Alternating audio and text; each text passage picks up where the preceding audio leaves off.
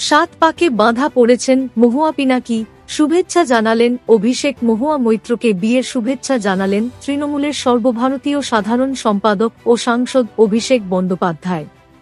মহুয়ার একটি পোস্টকে রিটুইট করে তিনি তাঁকে আগামী জীবনে সুখী হওয়ার শুভকামনা জানান।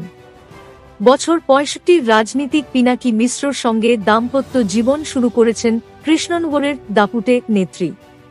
বিয়ের খবর জেনে দলমত নির্বিশেষে সকলে তাদের শুভেচ্ছা জানিয়েছেন। এবার তাঁকে শুভেচ্ছা জানালেন অভিষেকও। অভিষেক লিখেছেন, হার্দিক অভিনন্দন।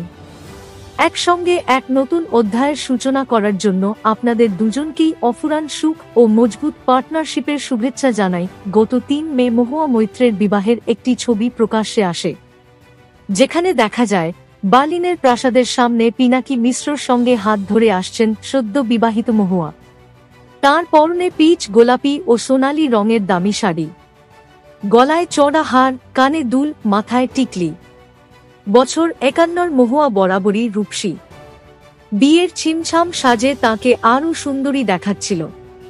আর বর ওড়িশার বিজু জনতা দলের প্রাক্তন সাংসদ পিনাকি মিশ্রর পরনে সাদা কুর্তা, সোনালী জ্যাকেট।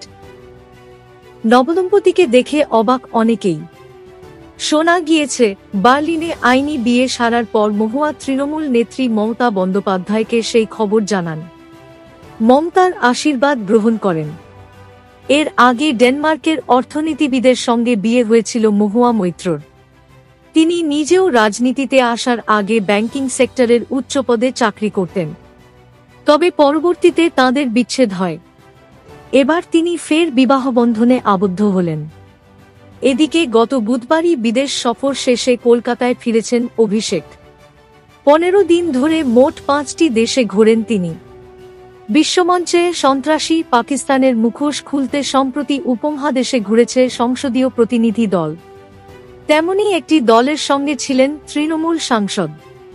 তাকে বলতে শোনা গিয়েছে, আমি তৃণমূল কংগ্রেসকে প্রতিনিধিত্ব করছি। শাসক দলের সঙ্গে আমার মত পার্থক্য থাকতেই পারে, কিন্তু এখানে আমি ভারতের প্রতিনিধিত্ব করতে এসেছি। এখানে আমি আমার জাতীয় আগ্রহের চেয়ে রাজনৈতিক আগ্রহকে বেশি গুরুত্ব দিতে পারি না।